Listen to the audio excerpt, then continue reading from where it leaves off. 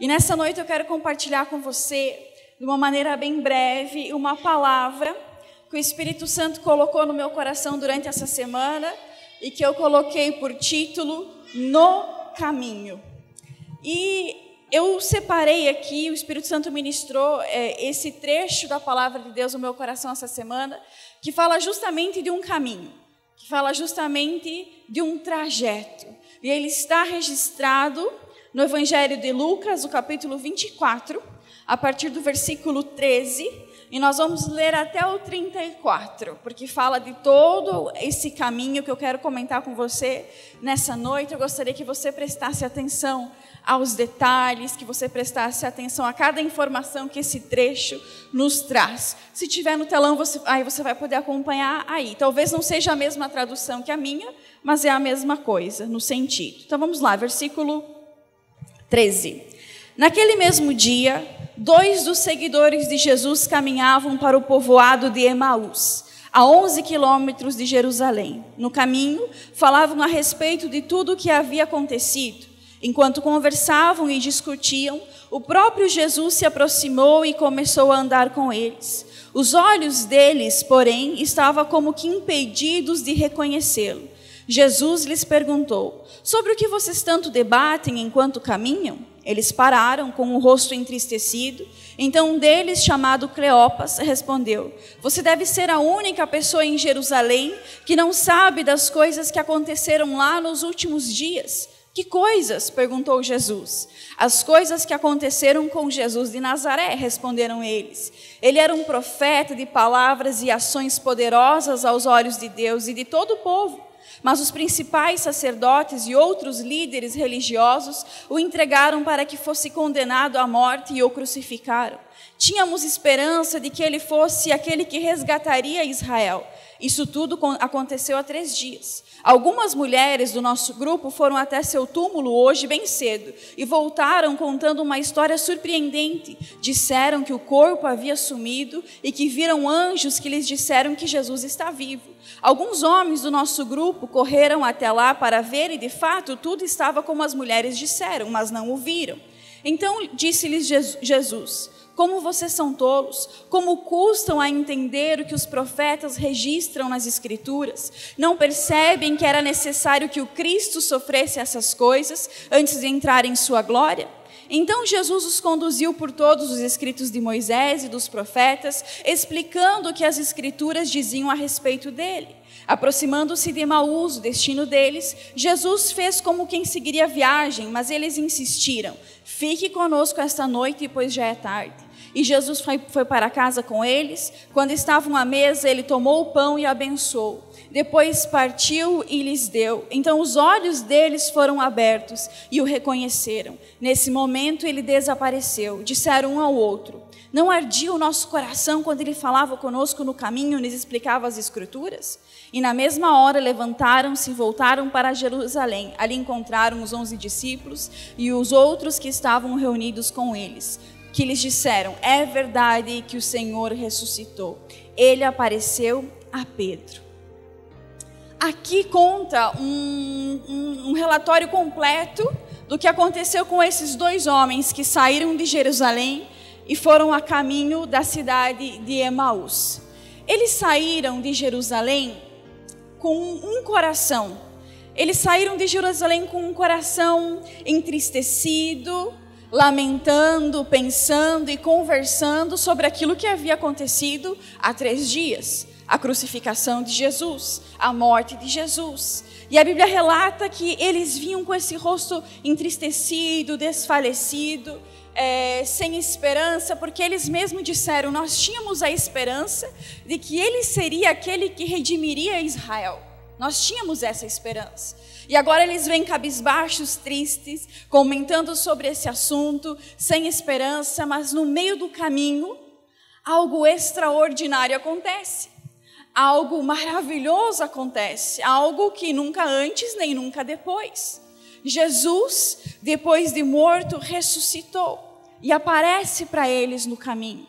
Mas há uma passagem aqui que eu li para você que disse assim, os olhos deles, porém, estavam como que impedidos de reconhecê-lo.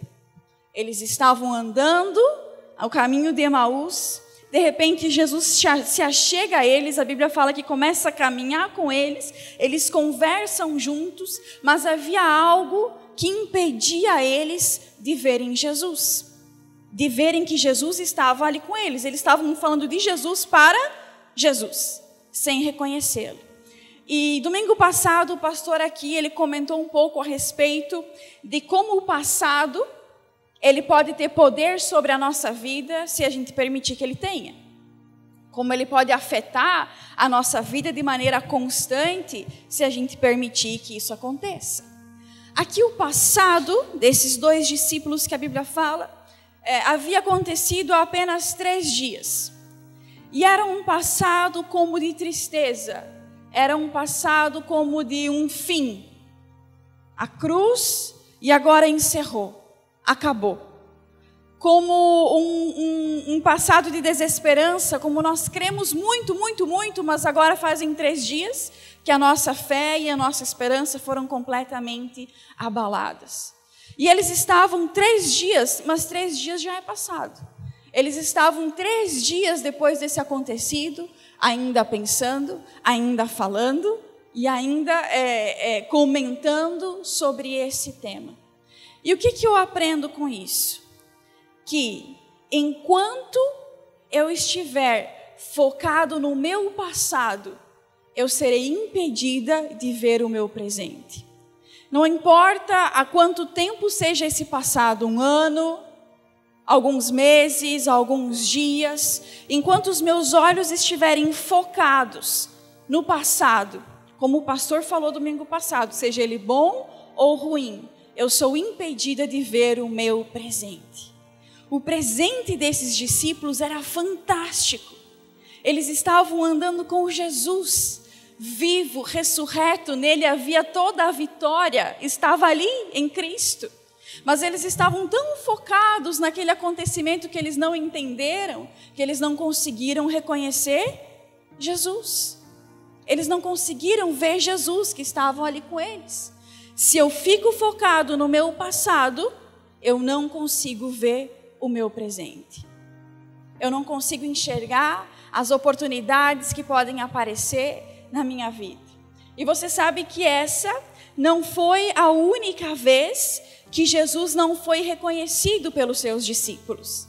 A Bíblia fala que depois que Jesus realizou a multiplicação dos pães e dos peixes, ele despede os discípulos. Você lembra dessa parte? Ele diz, podem indo, que eu encontro vocês no caminho.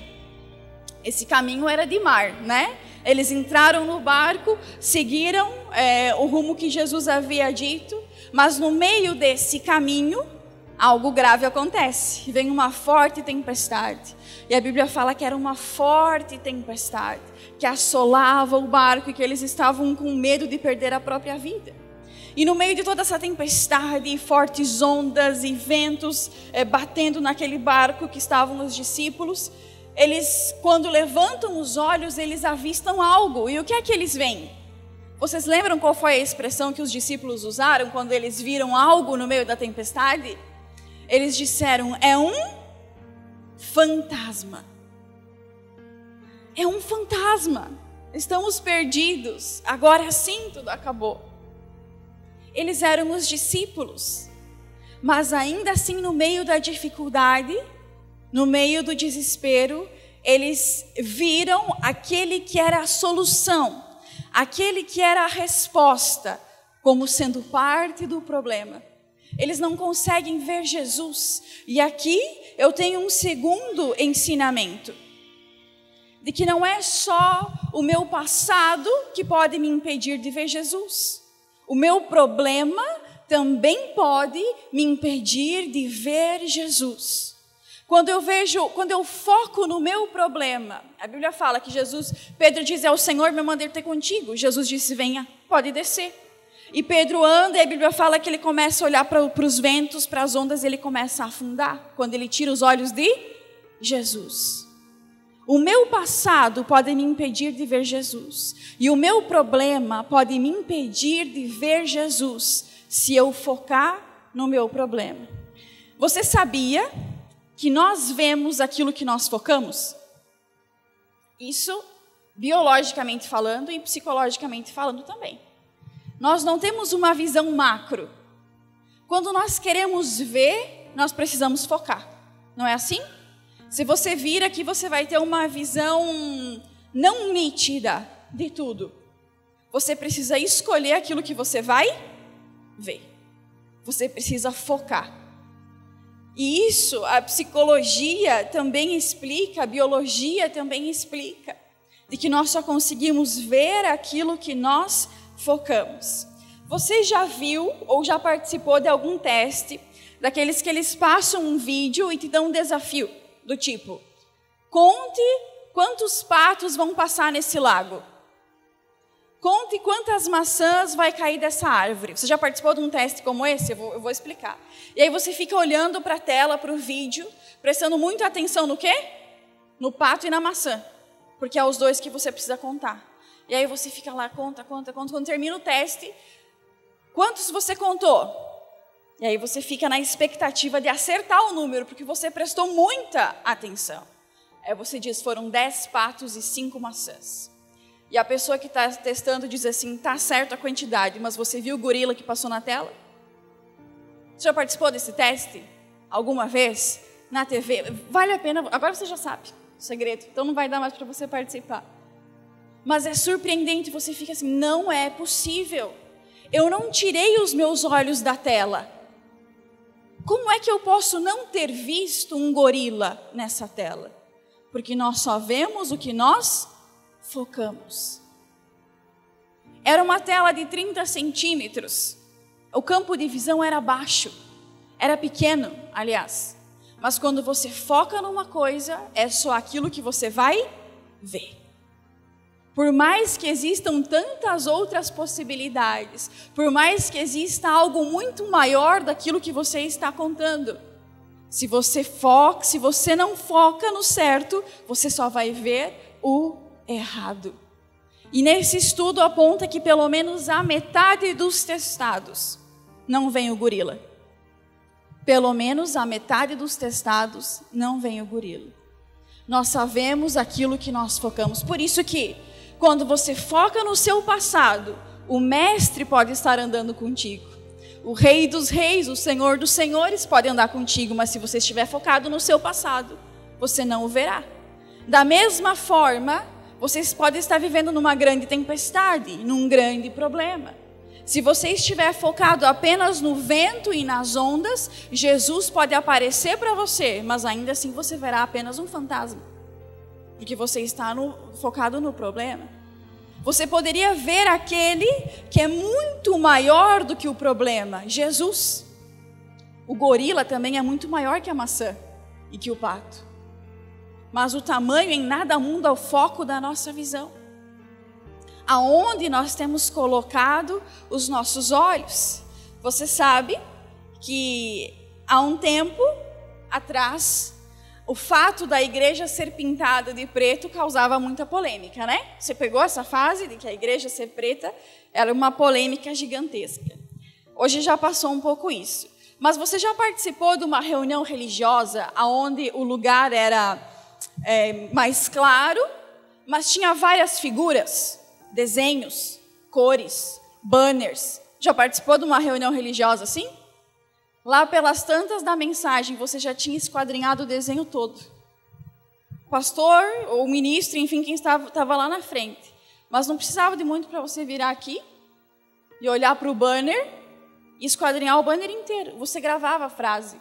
Não importa quantas vezes você tivesse que ler aquela frase, você ficava lendo a frase do banner. Você via a lajota da igreja que estava quebrada. Você via infiltração. Você via tudo. E aí, qual é o objetivo, então, da igreja ser pintada dessa cor, assim como num cinema, assim como num auditório? É que a sua atenção não seja desviada. Somente isso. Para que você consiga manter o seu foco. Porque você só vai ver aquilo que você focar. Nós precisamos escolher aonde nós vamos colocar os nossos olhos. Se você focar no seu passado, você não conseguirá ver o seu presente. Porque nós precisamos escolher o que nós vamos ver. O nosso passado, ele é fixo. Ele não muda. Não há alteração no nosso passado. Enquanto que o nosso presente é repleto de oportunidades. Se eu focar no meu problema, eu não conseguirei ver Jesus, ainda que ele seja maior do que o meu problema. E uma das coisas que é muito interessante nesses dois relatos, tanto dos discípulos de Emaús, quanto dos discípulos que estavam no barco, era que esses dois grupos de pessoas eram discípulos. Eles não eram pessoas que não tinham andado com Jesus, que não tinham visto Jesus realizar milagres, que não tinham ouvido os seus ensinamentos, eles conheciam a Jesus. Por isso que nós precisamos entender que não importa quanto tempo eu conheço Jesus, o que importa é o não perdê-lo de vista. Não importa se faz 1 ano, 5 anos, 10 anos, eu não posso perdê-lo de vista. Eu não sei o que aconteceu com você nesse ano, nessa semana ou hoje de manhã, né? Eu não sei qual é a situação que você está vivendo agora, mas eu quero convidar você nessa noite a olhar para onde você está. Onde é que você está? Aqui. Na igreja. É nesse lugar que você está agora. Talvez você está aqui, mas o teu foco está lá fora. No ontem, ou no amanhã, ou no depois do culto. Mas eu quero convidar você a colocar os teus olhos nesse lugar, aonde o Senhor é adorado, aonde Ele é exaltado e aonde Ele está presente. Se você escolher colocar os seus olhos aqui, nesse lugar, aonde Jesus está, você verá Ele e viverá coisas extraordinárias. Mude o seu foco. Coloque os seus olhos em Jesus. Coloque os seus olhos em Jesus. Tira do problema, tira do passado. Que coisas novas Ele tem para fazer nas nossas vidas. Mas aí vem uma pergunta: por que é que as pessoas, e você vai concordar comigo, por que é que as pessoas ficam insistindo no passado? E por que é que nós temos uma grande tendência de reter muito mais aquilo que é ruim do que aquilo que é bom? Sim ou não? Você não retém muito mais aquilo que é ruim do que aquilo que é bom? A sua lembrança fala mais do que? Mais do que é ruim do que é bom. Por que que nós ficamos indo para o passado e visitando o nosso passado e recontando o nosso passado? Nós fazemos isso porque nós queremos respostas. Nós queremos entender por que que a gente passou por aquilo. Por que que a gente viveu aquilo. Por que que nós tivemos que passar por aquela situação. Nós queremos explicações. Nós queremos uma justificativa, nós queremos uma resposta. E os discípulos, eles estavam olhando para o passado buscando essa resposta. Eles iam caminhando e falando sobre esse assunto. E é interessante que Jesus se aproxima e diz assim: sobre o que vocês tanto debatem enquanto caminham? Eles dizem: só o Senhor que não sabe o que está acontecendo. Todo mundo sabe. E Jesus fala, né? Então, que coisas são essas? Chega a ser engraçado. Eles falando com Jesus, sobre Jesus, do que Jesus havia passado. Mas eles estavam buscando respostas. Jesus sabia de tudo. É claro que ele sabia, se tratava dele. Da mesma forma que Jesus conhece todos os nossos dias. Conhece os nossos altos, os nossos baixos, as nossas felicidades, as nossas tristezas. Mas ainda assim ele diz: me conte. Porque é importante. Ele quer saber qual é o nosso relato.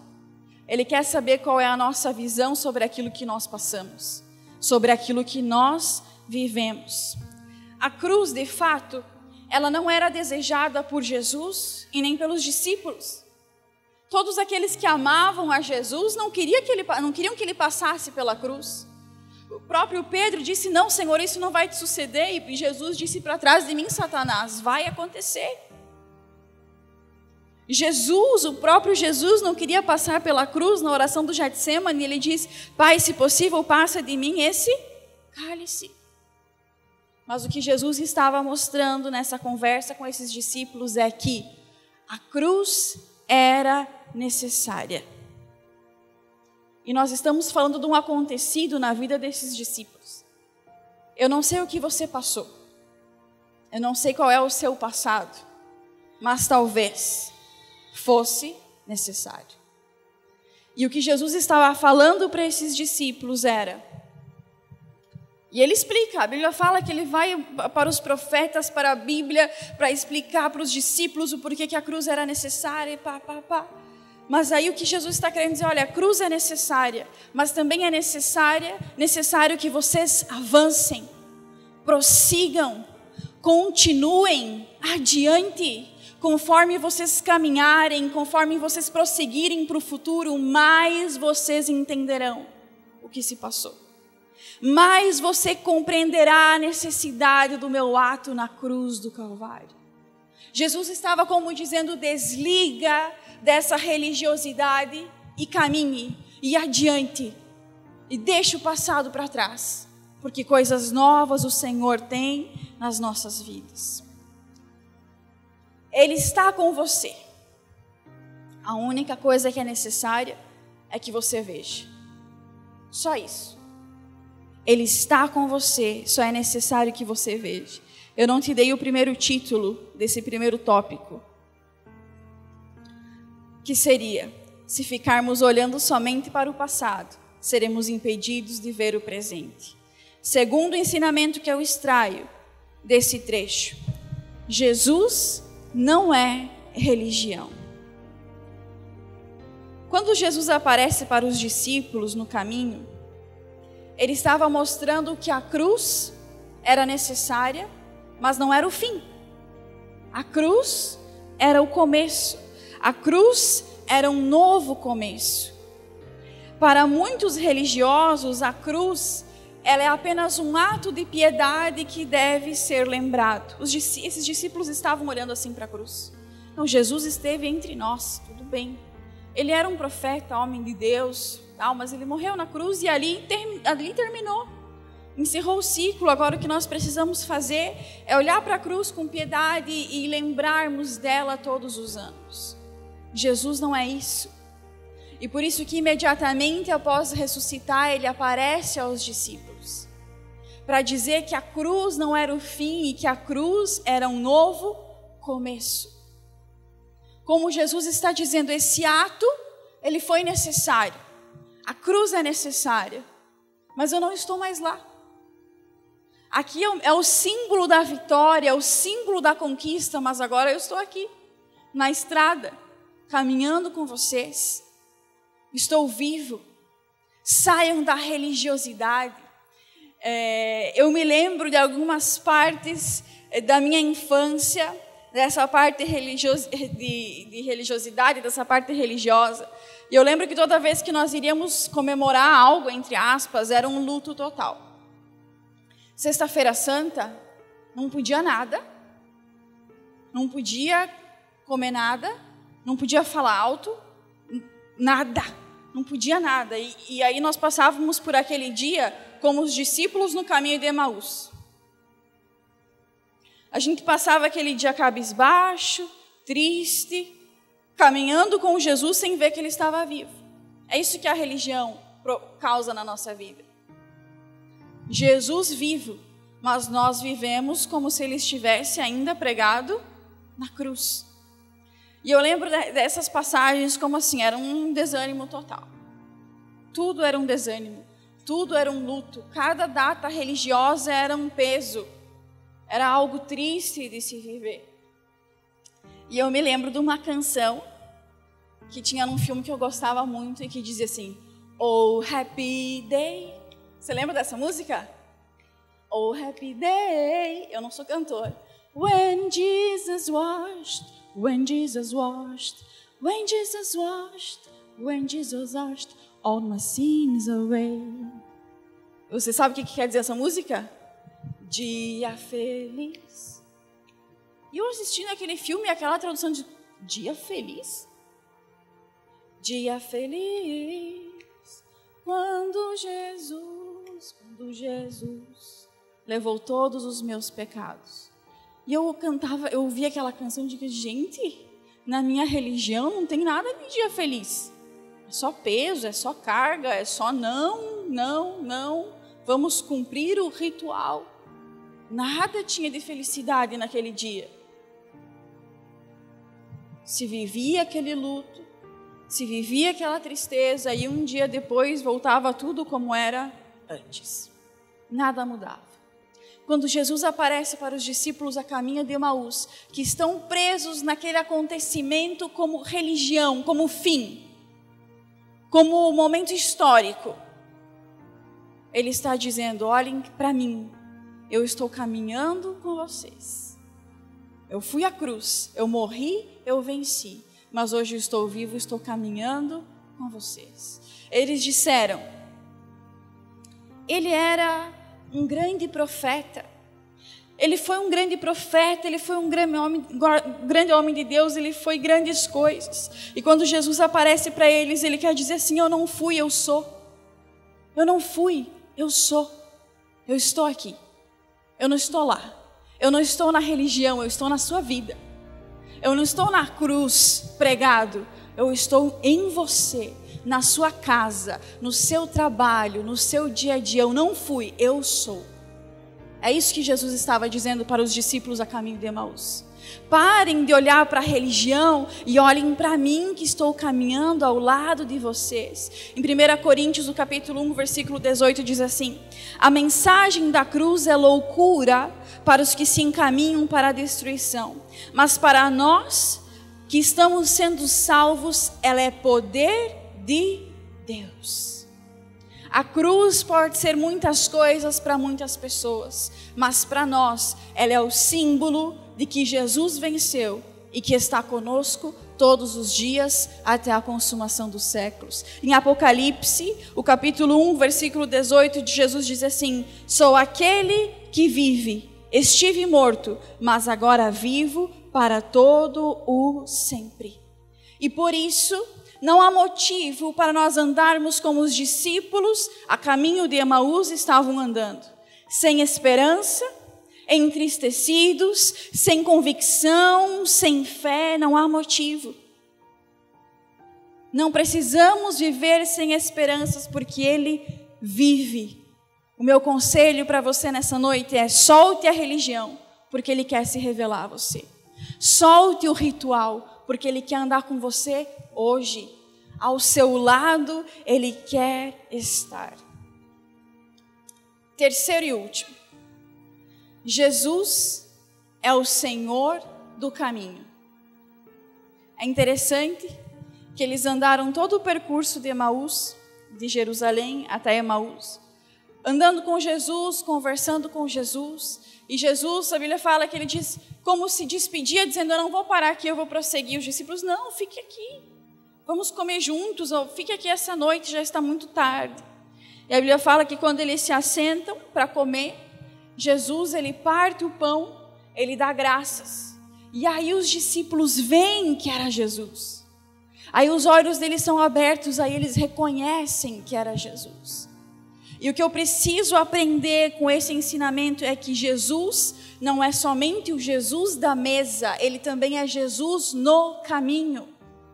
Nós gostamos do Jesus da mesa, que nos traz a provisão, que nos traz o milagre, que traz o sonho realizado, que traz a nossa conquista, que traz a bênção da casa própria, do carro novo. Nós gostamos do Jesus que dá aquilo que nós queremos. Nós gostamos do Jesus que nos traz a provisão. Mas Ele não é Senhor só na mesa, Ele é Senhor no caminho. Mas é tão difícil a gente ver Ele no caminho, assim como os discípulos não conseguiam enxergar. Nós gostamos de ver Ele à mesa, não no caminho. Nós gostamos do prêmio, não do processo. Nós gostamos do milagre, não da busca. Há aquela historinha que conta, né, que Senhor, quando eu estive com os maiores problemas, quando eu estive no fundo do poço, eu só conseguia ver uma pegada na areia. Todo mundo já ouviu essa mensagem, né? E aí a resposta é: as pegadas são minhas, eu estava te carregando no colo. É difícil a gente ver Jesus no caminho. É difícil a gente ver Jesus no processo, no percurso. Muitas vezes no caminho a gente se sente só. No caminho a gente se sente desamparado. Onde é que está Jesus? porque nós queremos somente sentar à mesa, mas Ele é Senhor no processo. Ele é o Senhor no caminho. É difícil quando a gente luta, quando a gente batalha, quando a gente busca, e a gente não vê o pão sobre a mesa. Nós só vemos mais caminho adiante, mais caminho adiante. Mude o seu foco, porque Ele está com você no caminho. No caminho Ele quer te ensinar, no caminho Ele quer se revelar a você, no caminho Ele quer te ajudar, no caminho Ele quer te transformar. No caminho Ele quer estar contigo. Deus é Deus em Canaã, mas Ele também é Deus no deserto. Deus é o Deus no prêmio, mas Ele também é o Deus na luta. Esses discípulos, eles conseguiram ver Jesus apenas na mesa. Eu não sei em que fase da sua vida você está hoje. Se você está à mesa ou se você está no caminho. Mas em ambos os lugares Ele está contigo. Em ambos os lugares Ele tem a resposta, Ele tem a direção. Em ambos os lugares Ele quer te ouvir, quer te ajudar, quer te consolar, quer estar ao teu lado. Ele não está te esperando na mesa, Ele está caminhando com você no caminho que te levará à mesa. E esse processo ele é importante. O percurso ele é fundamental para nos formar no momento em que nós nos assentarmos à mesa. E ali eles viram Jesus. Imediatamente quando eles viram Jesus, eles retornaram a Jerusalém para falar daquilo que havia acontecido. Mas a minha oração por todos nós nessa noite é que nós tenhamos a capacidade não apenas de vê-lo na mesa, mas de vê-lo no caminho. E ver Jesus no caminho é ver Ele hoje, é ver Ele agora, estando a situação boa ou ruim, favorável ou contra. Ver Jesus no caminho é encontrar Ele na minha vida agora. É tirar os meus olhos do passado e colocar no presente, tirar do problema e colocar em Jesus. Isso é ver o Senhor. É saber que Ele conhece de todas as coisas, que Ele tem todas as respostas, mas Ele não habita na religião. Ele habita na nossa fé. Ele habita na nossa oração. Ele está. Ele é. Ele não foi, Ele é. Ele é poderoso hoje, Ele é presente hoje, Ele está vivo hoje. E essa é minha oração por todos nós nessa noite. Ele caminha com os que caminham. Não pare. Prossiga. Se você estiver caminhando, ainda que seja difícil, Ele está caminhando com você. Ele está ao seu lado. Isaías, capítulo 35, versículo 8, para que eu possa encerrar essa breve reflexão. Diz assim: um caminho largo atravessará a terra, antes desabitada, e será chamado o caminho de santidade. Os impuros jamais passarão por ele. Será somente para os que andam nos caminhos de Deus. Os tolos jamais andarão nele. Há um caminho preparado para aqueles que andam com o Senhor. É um caminho de santidade que os tolos não caminharão nele. Mas aqueles que buscam o Senhor caminharão nesse caminho.